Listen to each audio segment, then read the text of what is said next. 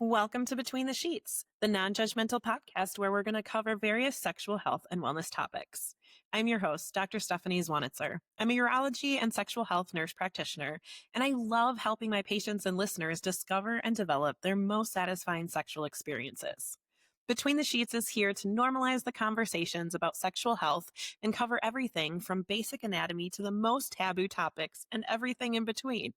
Real talk, real pleasure, one episode at a time. So come on, let's get between the sheets.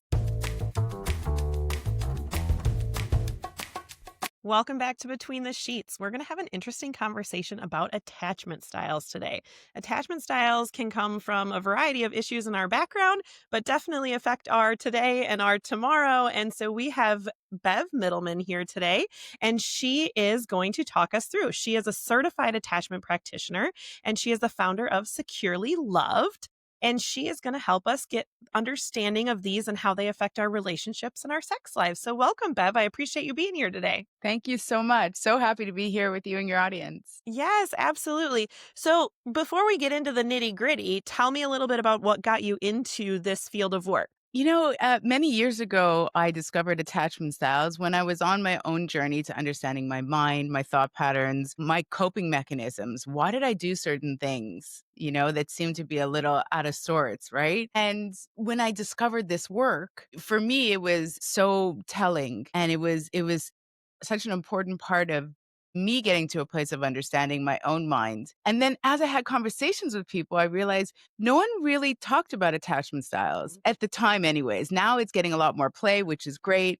People didn't talk about it. People didn't understand. And we all kind of knew that your interactions in early childhood would impact you later on, but how? What did that really look like? And so I dove into the field, and now it's such a great pleasure to work with people on helping them connect those dots. Yeah, that's amazing because we really can heal parts of us that were traumatized in the past. And Yes. this can go back like earlier than we remember. Is that correct? So not only correct, it's absolutely accurate. Hmm. So our patterning forms most strongly from birth. So 0 to 5 Okay. is when we're almost like a blank slate, right? So everything we see, we feel, we hear, we experience, especially if it's attached to a strong emotional charge, it creates a pattern. It etches that into our mind. And you're correct in saying that we start to be able to recover true memories around 5.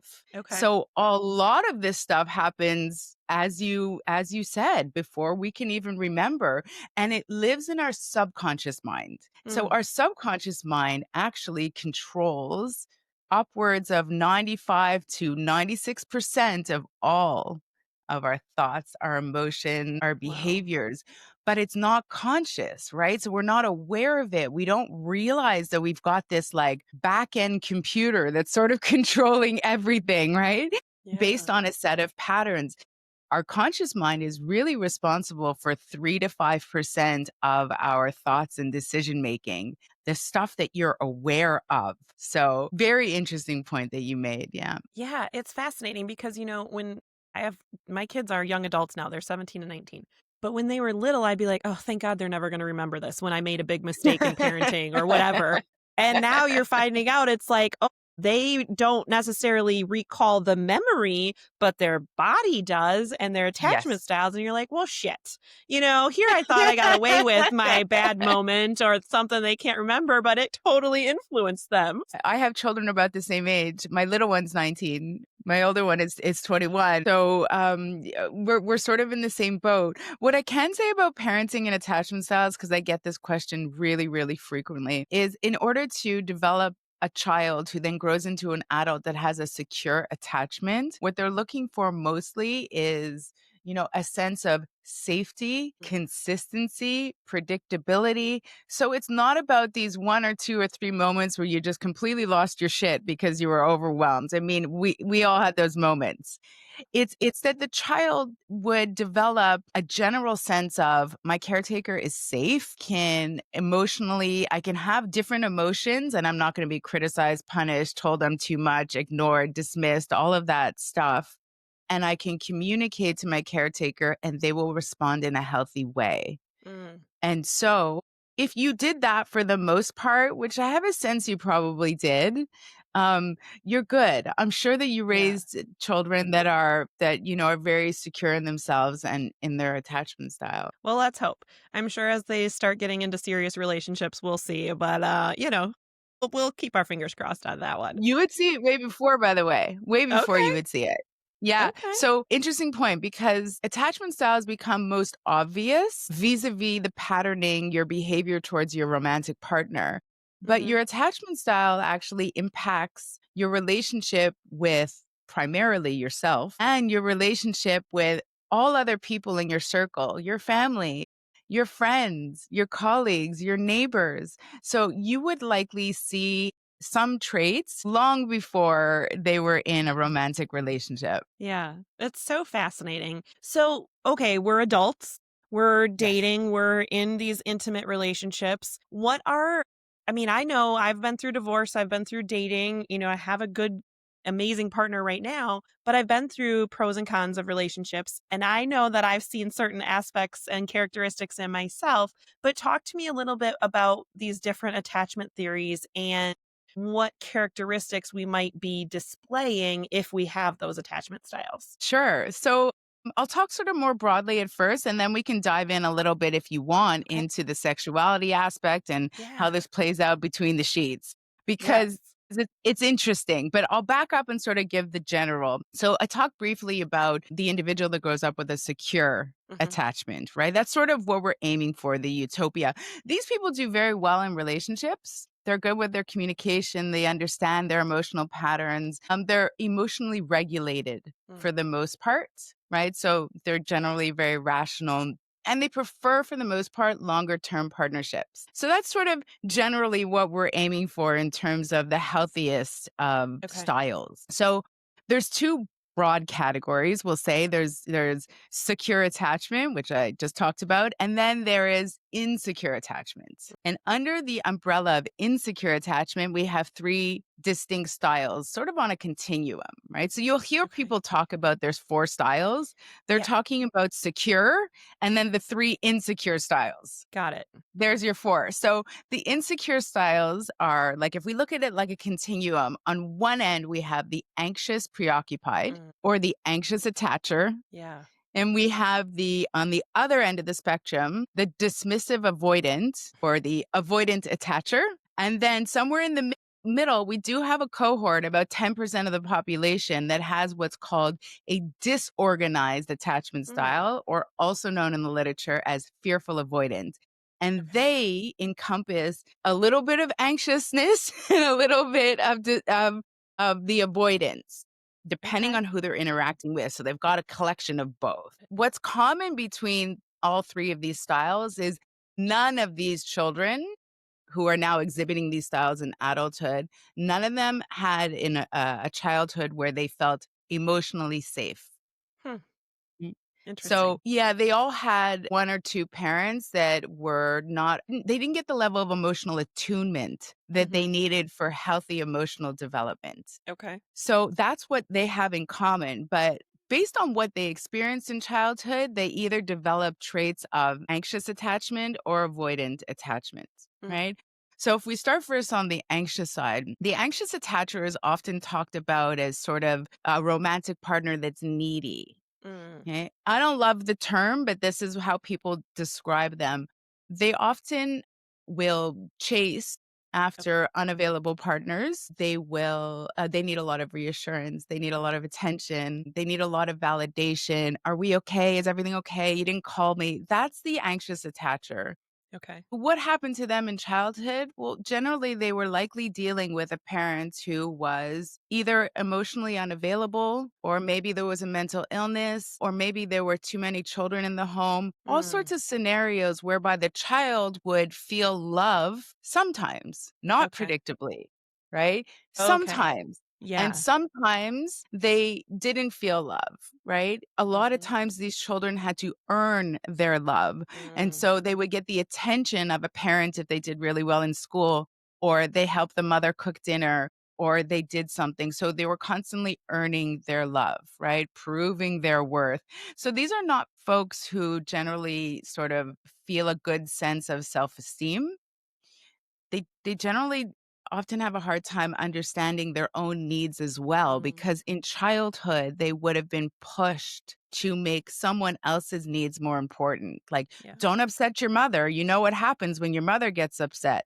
So if I'm, as a child, I'm upset, I'm not given any space Mm, to exhibit that because someone else's needs in the family is more important, got it. right? So generally, the anxious person becomes really compliant, like Mm, the child that was easy to raise, or the child that never caused any problems, or the teacher's pet, or, they're mhm. just trying to earn their love. And that pattern, I have to earn, I have to do, I have to give, I have to be a perfectionist, that follows us Yeah, well into adulthood. yeah. Yeah. Does it when I start talking about this, oftentimes people go, "Mhm." They start making connections back to their own experiences. Yeah. Yeah, I mean, I definitely have some of that. And it's crazy because I have wonderful parents. Love them, but they were both working when I was younger and things like that. So I can see how I probably felt like when they were around that I had to earn that, or maybe I even felt like I had to earn them to be around. Maybe there was some, kind of thing like that. But yeah, I've seen these traits in me as an adult. And so it's kind of interesting to step back and be like, was that what my childhood was like? Like, where did that come from and Mm. things like that? And because I did go through a people pleasing phase of, and I really had to work through that, especially in romantic relationships Yeah. where I need to make sure my needs are met too and not Yes. constantly give. And that got me in trouble in some relationships that I probably shouldn't have been in the first place. But I just kind of tried to please and please. And then I'm like, wait, I'm not getting any of my needs met. This is not where I'm supposed to be.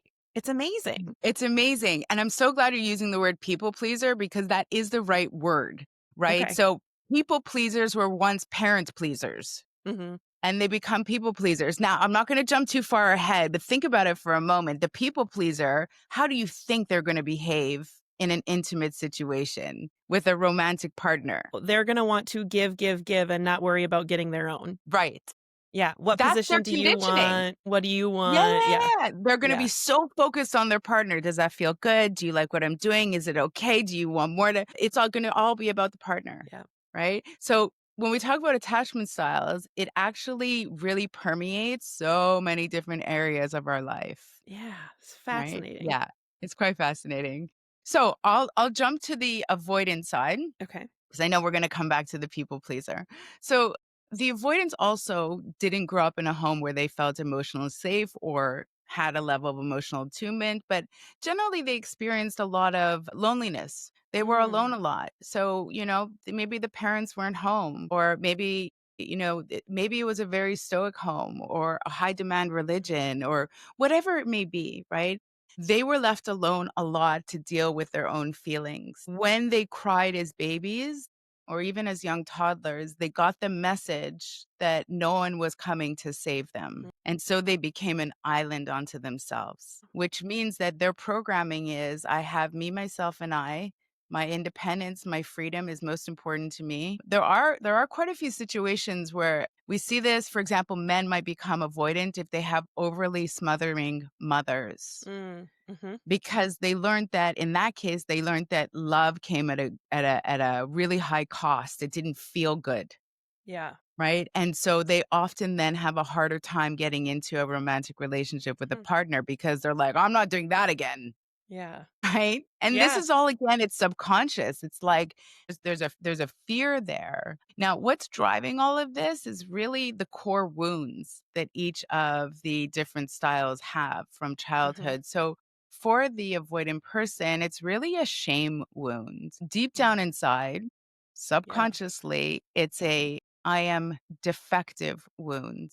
Mm. And it's interesting for people to understand this because a child doesn't have the ability for critical thought. So when a parent is absent, the child always blames themselves. And so if only I was better, if only I was this, if Mhm. only I was that, my parent would engage with me. They would see me, they would validate me. But Mhm. instead they get dismissed, right? And Yeah. so that is a very big, big wound. They carry wounds around feeling trapped, Mhm. about losing their autonomy and freedom. If someone has a strong wound around losing their autonomy and freedom, you know it's because they were smothered in childhood, right? We're Right. not born with these wounds. It's Right. because they would have experienced it and it didn't feel good to them. Oh, And so they have a very hard time getting intimately close with other people because to them, love feels unsafe. It's scary. It mhm. takes too much of me, right? And I don't want to give so much of myself away. Yeah. And so you could imagine when the avoidant is avoiding Yeah. intimacy, what would that partner look like between the sheets? Yeah, probably they What do don't you think? initiate, they don't reciprocate.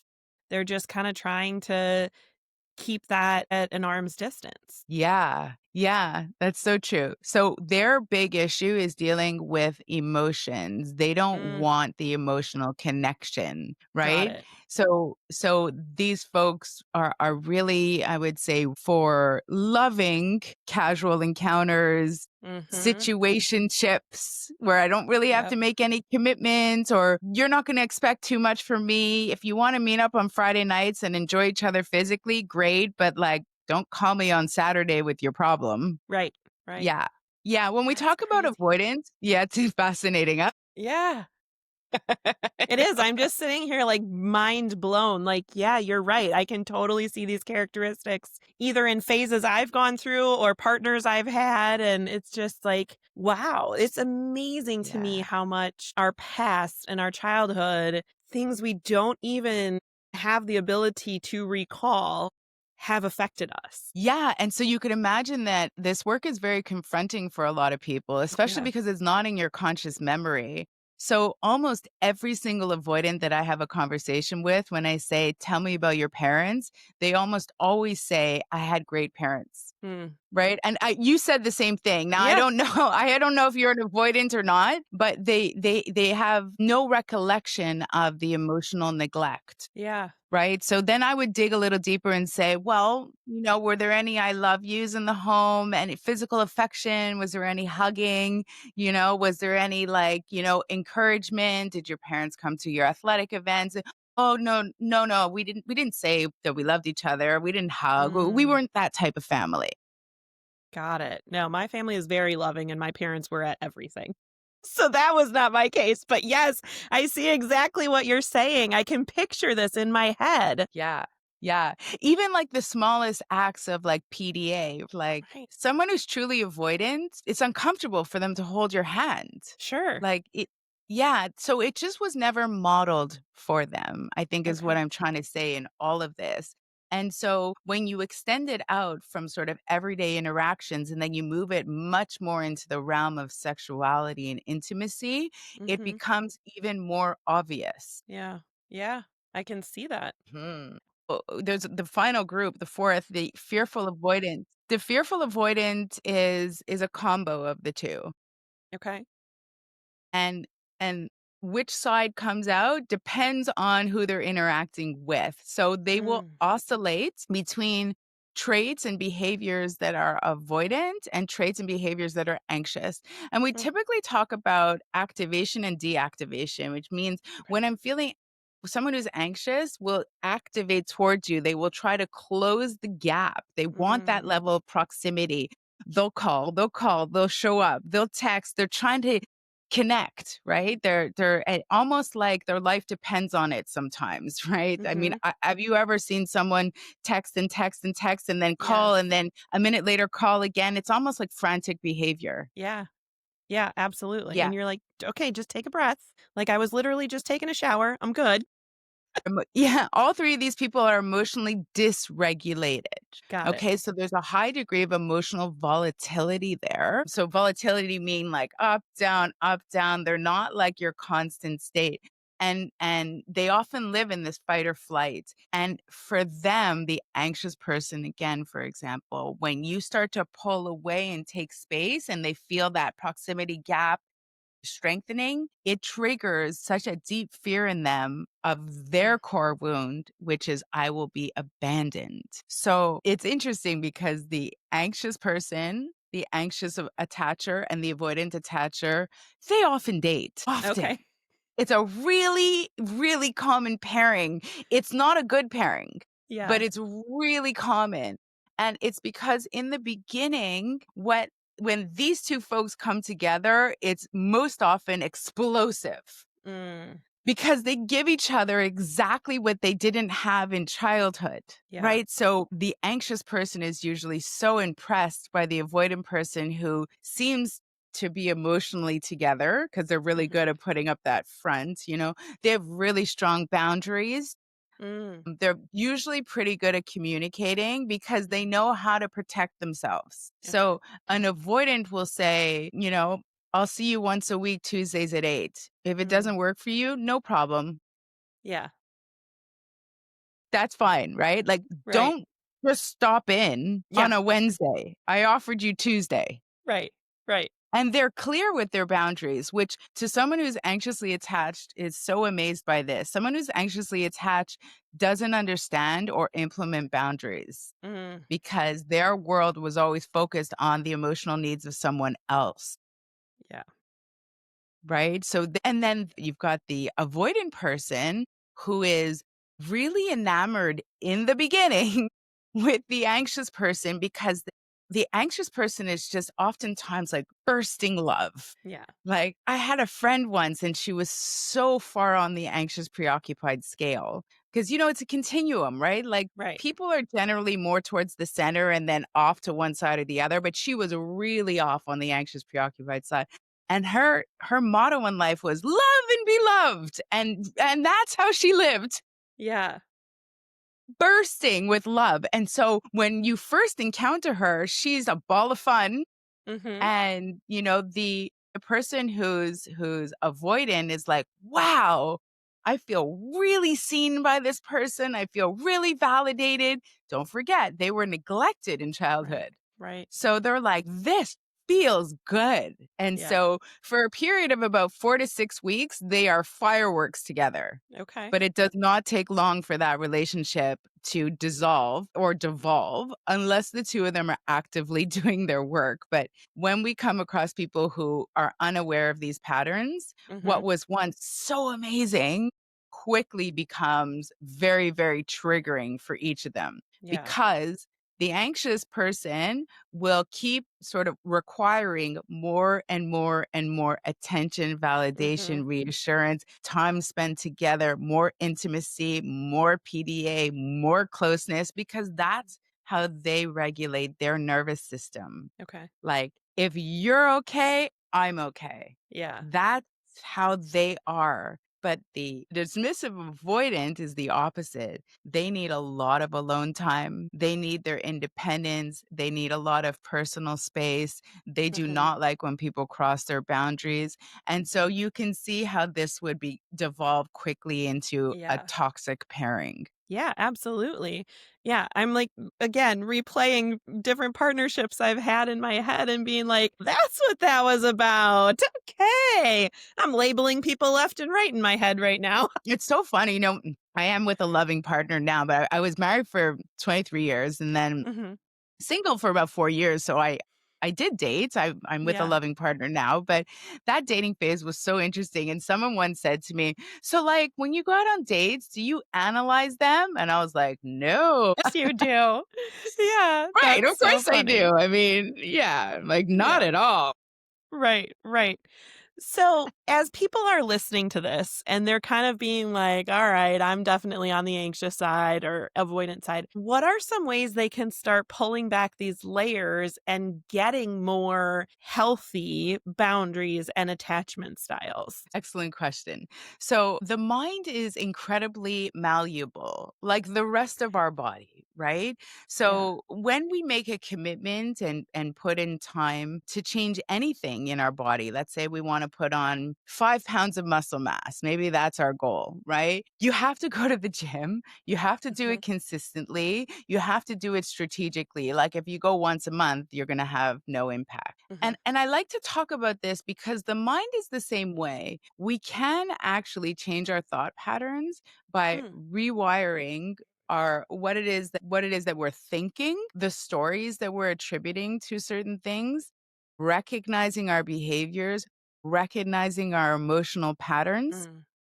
And as we do this over time, it becomes easier and easier. And we build these new pathways in our mind so that we start thinking more in this direction and less in that old direction. And interestingly enough, as we stop using those old pathways, they start to atrophy, right? Like Mm, other parts of our body, if we don't use parts of our body, they atrophy, right? yeah. So, someone who might have, for example, a core wound, I am not good enough. Mm, It's a mhm, really big one. What we want to do is we want to understand, where does that come from? mhm, How is that showing up in your life today? And I actually work with my clients to find evidence in their world to counteract that, to counterbalance mm, I am not good enough. Our mind likes to focus on the negatives, okay. right? So it's a conscious thing that we have to do to move into another pattern. Just like it's a conscious thing we have to do to choose the weight we're going to pick up and the weight we're going to do and how many Mhm, reps and so forth. So we can find so many pieces of evidence to suggest that I am not good enough is mhm, just a story in my head. It's not yeah. real. It's the number is staggering. I think it's like 8 or 9, 80 or 90% of the thoughts that we have in our mind we consider to be factual, but they're actually stories. Wow. And so Yeah, things that that we really believe to be true, but they're not.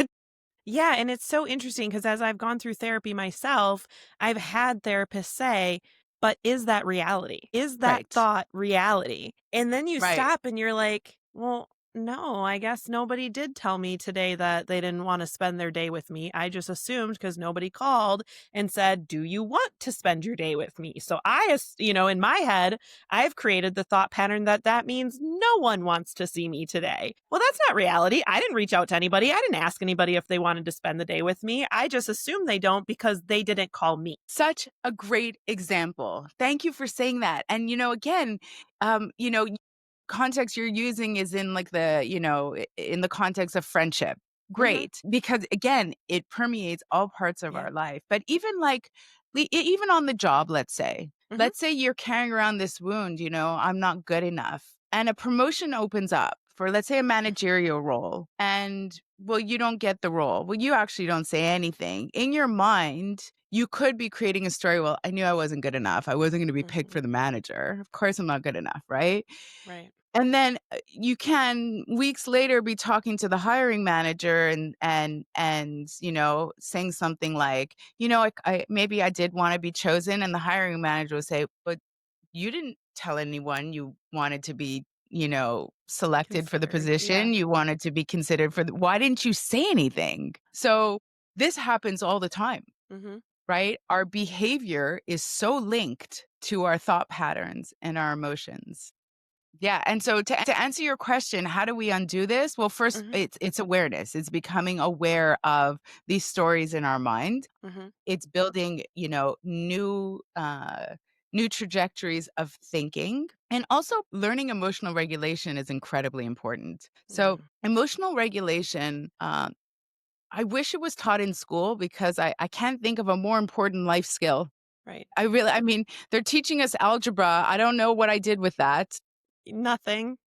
Nothing. Nothing. Nothing, but I've never emotional had to solve for regulation? X. Yeah, I don't even know is X and there's a Y. Right.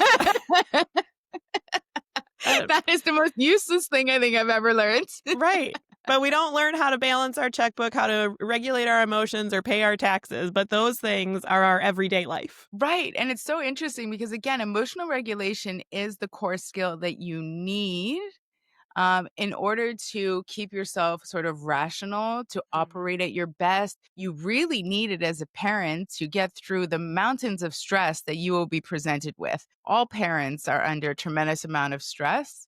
And so, and what's really important too is that it is so incredibly important for your health. So more and more research is coming out now that talks about how autoimmune conditions and Mhm. certain life-threatening diseases are linked categorically to stress. Yeah. And stress is when our nervous system is stressed, we're living in this fight or flight mode because we don't know how to turn it off. Our cortisol is constantly in the mode of there's a mammoth elephant coming. I need to get ready to fight this elephant. Really, Hmm. it serves a purpose, but in our modern world, we should not be mistaking everyday life stresses for my life is in danger. I need to brace myself to fight the mammoth elephant. Right. Right. So the fight or flight system that we have as part of our nervous system is incredibly important to us, but a lot of people get frozen in that state. Hmm. Right. And this is where we know now that there's health consequences to living in a state of stress. So emotional regulation is about being able to bring yourself out of that nervous system state into a rest and digest state. You can then reactivate your logical thinking. You can be much more rational. And you can also, at that point, have a lot more harmonious relationships with yourself and everyone else around you. Yeah. Yeah, it's interesting as I'm listening to Oh, you talk through some different, things are popping into my head, more specifically for between the sheets types activities and thinking about a man who has erectile dysfunction. If he's with an anxious mhm. partner, he or she may Mm, think, oh, it's me. You can't get an erection because of me. You're not attracted to me. Or vice versa. If a female isn't wet enough for you, you're not doing a good job turning her on. She mhm. doesn't want me. She doesn't. That's not necessarily true. We have a lot of Yes. things going on in our biological selves that contribute to whether we're lubricated, whether we're getting strong erections and things like that. Not to mention our hormone changes throughout our life. And so, yeah, learning these emotional regulation tips so that you don't take everything so personally when there is a logical explanation for that issue. And it has nothing to do with how sexy your partner thinks you are. That is such a terrific, terrific example. You're exactly right. Someone who is an anxiously attached person, if they're with a partner who has erectile dysfunction, they will absolutely Mhm. believe it's something I did, it's something I said, I'm doing the wrong thing, I'm not pleasing my partner, I'm not sexy enough, I'm not good enough. They're gonna leave me if I don't do this. Yeah. It's absolutely that. A secure person will turn around and say, "Okay, it happens. We have a medical issue here. If you want, I'll go with you to the doctor. Let's look at a Mhm. couple of things, I know you find me attractive. You tell me Sure. you find me attractive. I believe you. Mhm. So, let's see if we can fix this." Yeah. I have actually suggested to partners to patients to bring their partner into their appointment so I can tell them it's not their fault. Or I remember writing down because one guy couldn't bring his partner with and I wrote down his erection issues are not your fault and I signed my name to it because it's so. And then when one person is anxious, then the person with the medical issue is going to get even more anxious themselves because they want to prove that they don't have this Mhm. issue and that it's not you, it's just, circumstances. And it really just affects their entire relationship. So I can see how important it is for people to find someone like you who specialize in these to start pulling back the layers and learning more Mm. healthy attachment styles. Yeah, absolutely. And thank you for saying those kind words. But let's play out your scenario a little bit Hmm. more also from in this case we're talking about the male partner. Yeah. Let's say the male partner does have an avoidant attachment style. Well, their core wound is a shame wound. I am Mm. defective. That's what they brought in from childhood. So all of a sudden they're having this erectile dysfunction issue, and you can see that would play very squarely into their I am defective or the shame wound. And they are very, very likely, as a result of that, to withdraw, to pull Yeah. away, to start avoiding intimacy because it's really painful for them to live that shame wound. Hmm. Which let's go around. This goes around in a circle. They're with an anxious partner. The more the other one pulls away, the anxious partner gets more anxious and activates towards, Yep. tries even harder to please their partner, goes to a sex shop and buys all sorts of lingerie because, again, in their mind, they're the problem, right? They put on the sexiest thing and then they come out and the problem is still there because it's Mhm. physiological. Right.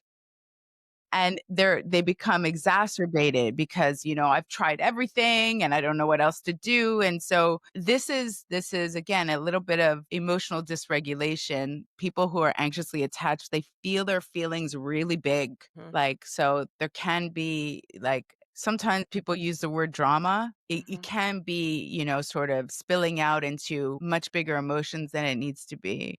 So this is a cyclical pattern. And I'm glad you mentioned also, you talked about life stages a little bit, that, Mhm. our bodies change as we go through different life cycles. I work primarily with women in the ages from 40 to 60 going through Mm. perimenopause and up to menopause. Significant changes in those years, not just with libido, but Right. that does happen, but Mhm. significant changes around mental health and how you feel about yourself. And all of a sudden, a woman going through these changes could be experiencing anxiety or depression where they never had this before. There's all sorts of physical changes that happen. It's extremely common that women start putting on weight, they don't Mhm. sleep, all of these things where now the woman wakes up and doesn't feel like herself anymore, Mhm. or she doesn't feel sexy. And so she might still be attracted to her partner, but is pushing off sex or intimacy because she feels like her body's foreign to her Mhm. in that time. And so this stuff is real. I'm glad you brought up Yeah. hormones. This is like my subspecialty. Yeah. Yeah, it's amazing because, there are so many physiological changes that happen during perimenopause and menopause. For example, your inner labias pretty much disappear. Your outer labias Mm. get smaller. You have less lubrication. You have less elasticity. So all of a sudden, your partner who has never caused you pain during sex is all of a sudden not the accurate, but causing you pain during sex. It's not their fault, it's your own body's fault, but these things are Yeah. all new, and so if especially if you're dating in this phase and you're with someone new, man, these are really struggling things to overcome if you don't have secure attachment. Whether you're the person with the issue or the partner of that person, there can be a lot of conflict that arises. It can. Because first of all, if you don't understand what's going on with your Mhm. body, how can you explain it to your partner? Right. Right? And for a lot of women, they don't have the support that they need. I myself struggled and struggled and struggled for years to get the support that I Mhm. needed to understand the changes to my own physical body. But everything that you said in terms of the physical changes, the desire and libido, lubrication, all of that is absolutely very, very real. And I think now the conversation around menopause is starting to become less taboo, and Mhm. we're able to talk about it, thank God. But Yeah. it absolutely really does impact the relationship that you have with your Mhm. partner. Now, if you have a partner who is relatively mature Mhm. and who truly cares about you as a person, they won't fault you. They'll go to great Right. lengths to understand what you're going through. They'll try different things. Like, they'll be patient with you during this Mhm. time. Yeah. But you can be sure if you've got, a situationship fling going on with someone who's avoidantly attached and who doesn't want to get too emotionally close to you, and you say, listen, I'm not feeling so great down there and this and that, they'll be Mhm. like, okay, no problem. Call me next week. Right. Exactly. I'm not helping with this, just call me when it's not an issue I'm anymore. it's not it's a you problem, not a me problem. Call me when it's resolved. The same thing would have happened if when, younger women, we see this often, Mhm. right? You get invited over to a guy's house to, I think the young ones say, Netflix and chill. I don't know. Yeah. Anyways, okay. And the girl will say, "Oh, I have my period." And Mhm. most often the younger ones, like, again, if they're not emotionally mature or intelligent, or they're far more on the avoidant side, they'll be like, "Oh, okay, well, call me next week." Yep. Yeah. So, yeah, it's very, I think, to me, it's obvious to see when someone is just interested in your physical body. Mhm. And it's because a lot of times, I mean, it could be a variety of things, right? The person could decide that they're physically attracted to you, but Mhm. they don't think you're compatible from a lifestyle or personality standpoint. So they'll Right. just enjoy the physical aspect, right? Mhm. I mean, there's so many reasons why. Or they could be on the avoidant scale, which means that if they're avoidant, their behavior in the bedroom will be really focused on the physicality. Mhm. At great caution, to moving into anything too emotional, too Okay. intimate, too vulnerable. Someone who is avoidant will see sex as physical pleasure, Hmm. not as an emotional bonding moment, Yeah. And there right? won't be the aftercare kind of let's snuggle, let's go get dinner afterwards, let's talk about what you liked, what I liked, how we could improve for next time. Yeah. There's not going to be any of that. It's wham bam, thank you, ma'am. Check that box. Let's move on. Yeah, 100%. There'll be no Hmm. pillow talk. Yeah. And what's interesting is that again, if you have someone who's anxiously attached, what they really like is the pillow talk. Yeah. They like the cuddling and the sleeping in bed together afterwards, that Hmm. closeness, that physical closeness makes them feel emotionally close. But people who are anxiously attached also we see this often, will mistaken sex for love. Yes. Whereas an avoidant will never merge the two. They're Yeah. separate things. And so an anxiously attached person will experience, let's say, a great sexual experience and go, "Oh my God, that was mind-blowing. He must really love me." Yeah.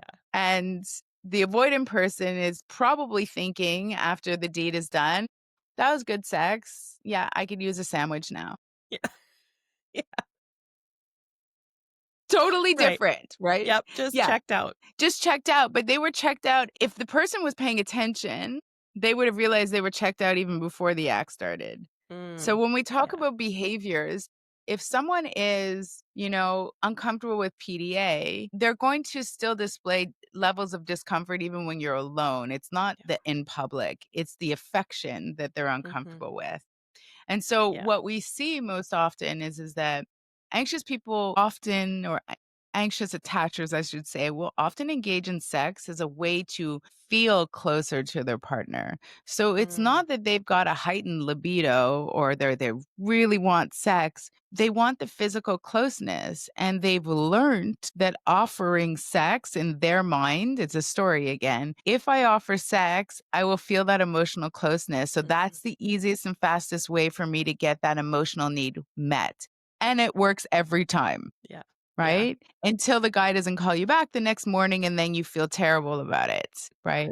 Right. Yeah. It's a Um, cycle for sure. it's definitely a cycle. Whereas the person who's avoidantly attached will engage in sex because it feels good, right? Not because they're looking to stare deep into your eyes and have an emotionally connected moment. In fact, people who are largely on the avoidant side will usually opt, if given the choice, they'll usually manage the situation where they're having sex, where they're not face to face with their partner. Hmm. Interesting. So this is going to make you think. Yeah. The partner, because right? So many ways we can have sex face to Yep. face, so many ways we're not face to face, we're looking at other body parts. So staring into someone's eyes, especially during sex and climax and all, is really vulnerable, really Yeah. Very intense, intimate. really connecting. It's pair bonding. Hmm. So they would subconsciously avoid that. And so Okay. their favorite positions are from behind, from the side, upside down, anything where I don't have to look, anything but In like the their eyes. missionary type.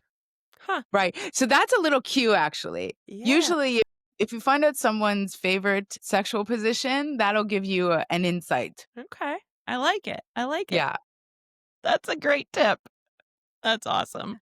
These are some really fascinating attachment styles and just concepts to think about for yourself, for people in your life that you're interacting with. And then the hard part comes of doing the work to get yourself to the secure attachment. And, that's where professionals like yourself can come into play.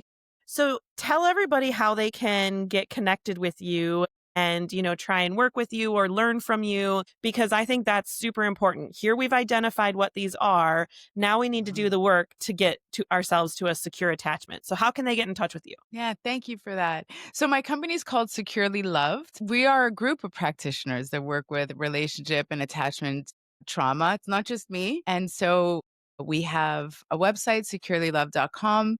Many people love our little attachment quiz. It's about 5 minutes, it's free, and you answer a couple questions, and it just gives you a sense of where you fall in the attachment spectrum. Hmm. And it's a great place to start. It's like a point of awareness. Yeah.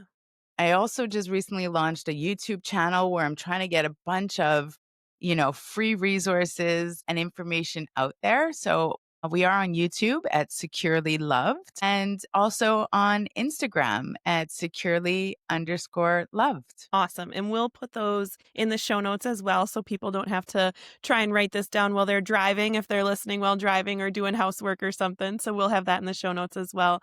Bev, thank you so much for being on here. This has been such a fascinating conversation and so much fun chatting with you. Thank you. Awesome. All right, everybody, go have a great week and have some fun between the sheets. Thank you for joining us and exploring sexual health topics here on Between the Sheets. New episodes are available every Wednesday. Please subscribe and rate our podcast so we can reach more listeners. And don't forget to tell your friends, partners, and anyone who will listen about Between the Sheets. Send any comments, questions, or stories to podcastbetweenthe_sheets@gmail.com. It's all one word, podcastbetweenthe_sheets@gmail.com. Thanks for listening and go have some fun between the sheets.